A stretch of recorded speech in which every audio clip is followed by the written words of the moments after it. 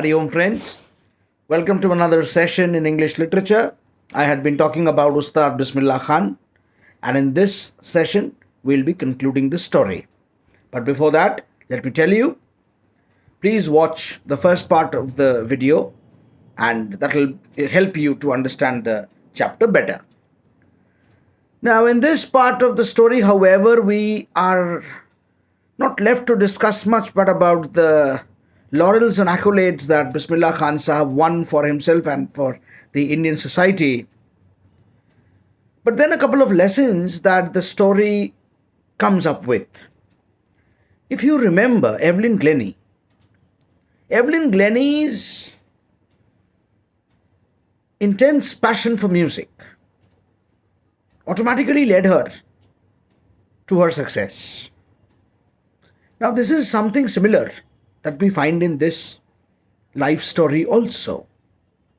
Now when we talk about Ustad Bismillah Khan, more than being a successful Shahnai maestro, more than being an international celebrity, more than being anything else in the world, he was basically a phenomenal human being and a devotee of music. Although he had been a proficient Shahnai player, he was a very humble individual. And that is what slowly and gradually we'll be seeing as the story draws to its end. Let's continue. All right, we had already known that Vijay Bhatt had dedicated Goons Uthi Shahnai, and that film became a huge success. Khan Sahab had composed its music in the movie. Khan Sahab had contributed to the movie by composing music, and that topped the chartbusters. Goons Uthi Shahnai basically was a tribute to the wind instrument Shahnai. And it would not be wrong if I said that it was Bismillah Khan, Ustad Bismillah Khan, who through his acute devotion, his devout nature, brought the instrument to the forefront. And it was Bismillah Khan Sahab whose continuous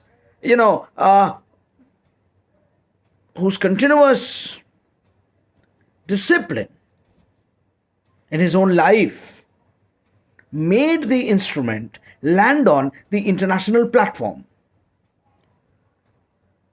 Now, the film was a hit, and one of Bismillah Khan's compositions, Dil Ka Khilona Hai Toot Gaya, turned out to be a nationwide chartbuster.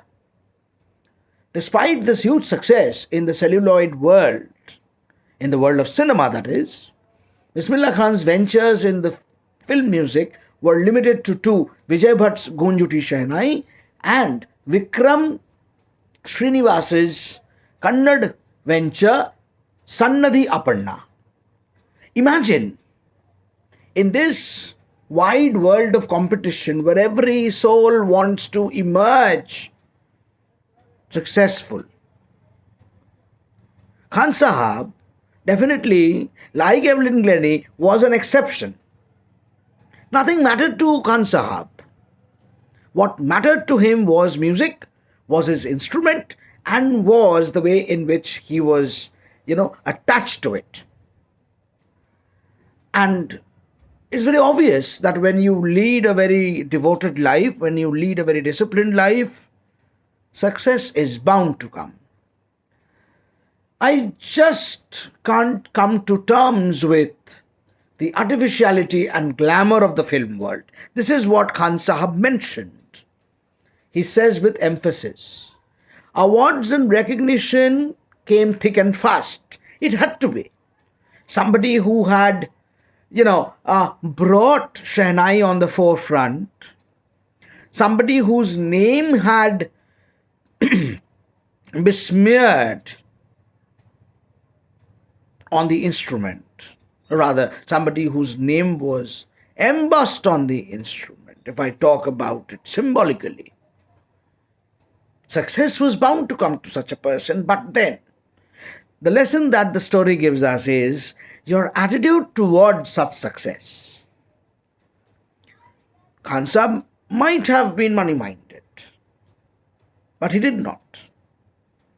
He was not at all greedy. On the contrary, he was a phenomenal human being with a lot of humility. And he always stayed away from the world of glamour, and this is what he tells here. Awards and recognition came thick and fast. Bismillah Khan became the first Indian to be invited to perform at the prestigious Lincoln Central Hall in the United States of America. Just look at that. Now you talk about any celebrity, you talk about any legendary personality, you will always find that at the base of everything, A, there is a big dream, B, there is devotion, and C, immense passion, or rather intense passion. And that is exactly what you get to see here. He was invited at the Lincoln Center Hall in the USA to perform. He also took part in the World Exposition in Montreal, in the Cannes Art Festival, and in the Osaka Trade Fair. So well known did he become internationally that an auditorium in Tehran, look at that, an auditorium in Tehran was named after him, Taha Masiki, Ustad Bismillah Khan. And one thing that you will not find in Evelyn Glennie also at this point of time, and Bismillah Khan also, that is vanity. Khan Sahib was not at all proud, but he was so much engrossed and absorbed in his own art of music that he forgot everything else. In true sense, he was an ascetic. He was a sage. He was a tapasvi. He was a man who was very conscientious. And that is the reason. It never mattered to him. No matter any amount of success came his way. National awards like Padma Shri, Padma Bhushan, Padma Vibhushan were conferred on him. In 2001, Ustad Bismillah Khan was awarded with India's highest civilian award, the Bharat Ratna. With the coveted award resting on his chest and his eyes glinting with rare happiness, he said, "All I would like to say is, teach your children music. This is Hindustan's richest tradition. Even the West is now coming to learn our music." This is Ustad Bismillah Khan. He grew up in India. He celebrated the country in his heart. He celebrated music throughout his life. And he saluted Indian classical music to its depth, rather. Or rather, I must say, he saluted Indian classical music from the core of his heart. In this world, it is very easy to criticize. In this world, it is also very easy to defenestrate someone or something, to reject something, to defy something. But it's very, very difficult to cling on to your passion and to applaud even the minutest thing that somebody tries out. Even this video probably, many will like, many will not like. But the best is to go with your passion. So, how does it matter to me? I wanted to explain the chapter to you in my own way. That was my passion, which is the reason I am making the video. Liking the video or not liking the video, ultimately depends on you. But I tried to do something out of the way, and that is exactly what Bismillah Khan did all through his life. He tried to do what he loved, and that is what he preached. He said, music is India's rich heritage. And Hindustani music, Indian traditional classical music, is something which even the Western people want to learn these days. So the people of India must learn Indian classical music. In spite of having travelled all over the world, Khan Sahab, as he is fondly called, is exceedingly fond of Banaras. And Banaras resonates with the sound of Har Har Mahadev, because you have the famous Kashi Vishwanath temple there. Khan Sahab hailed from Banaras. He hailed from Uttar Pradesh in India.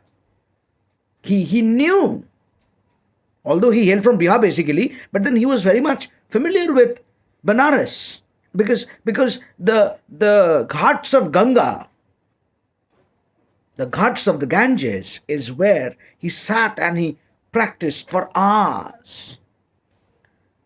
So Banaras is where he loved to visit, and Dumrao, his birthplace, and they remain for him the most wonderful towns of the world. A student of his once wanted him to head a Shehnai school in the USA, and the student promised to recreate the atmosphere of Banaras by replicating the temples there. But Khan Sahab asked him if he would be able to transport river Ganga as well. That is the beauty of Bismillah Khan. That is the beauty of any legend, any genius. He loved the soil of India. He was one of the true sons of India who basically loved the country for what it was. And that is the reason it was never possible for Bismillah Khan Sahab to travel and stay, or rather, establish himself in any other part of the world but India. All right. Later he is remembered to have said, that is why whenever I am in a foreign country, I keep yearning to see Hindustan, while in Mumbai I think of only Banaras and the Holy Ganga. And while in Banaras, I miss the unique Mattha, that's a desert, Mattha of Dumrao. Ustad Bismillah Khan's life is a perfect example of rich cultural heritage of India, one that effortlessly accepts that a devout Muslim like him can very naturally play the Shehnai every morning at the Kashi Vishwanath temple. Music has got no religion whatsoever. Very unfortunately, I have to say that in this particular world where we have known people for fighting in the name of caste, creed, religion, there had been people like Bismillah Khan who, despite being a Muslim, practiced music on the ghats of Ganga, on the ghats of the Ganges, and even the famous Kashi Vishwanath temple. How does it matter whether you are a Hindu or a Muslim, or a Christian or a Sikh? Music, in Evelyn Glennie's story also you found binding people. And all the more you find this happening in Bismillah Khan's story also. What music has to do is to bind people, not to scatter them. And since Bismillah Khan Sahab, Ustad Bismillah Khan Sahab, was a true devotee of music, it hardly mattered to him. He was a true son of India. With that, we come to the end of today's lecture. I hope you understood what the chapter had to convey. It is not how much money we earn. It is also not how we look at the society or how the society looks at us. The most important thing is anyone cannot succeed, or rather, no one can succeed if the person is not a good human being. You may be passionate to become an artist. You may be passionate to become a vocalist. You may be passionate to become a dancer. How does it matter? Art of music is very transcendental in nature, and your life undergoes a transition if you are passionate about your art. With that, I hope you understood the explanation, you liked the video. If you have any doubts, please do get back. I'll try my best to solve it. With that, Hari Om. Take care. Hi there. If you like the videos, please hit like and subscribe the channel. Thank you.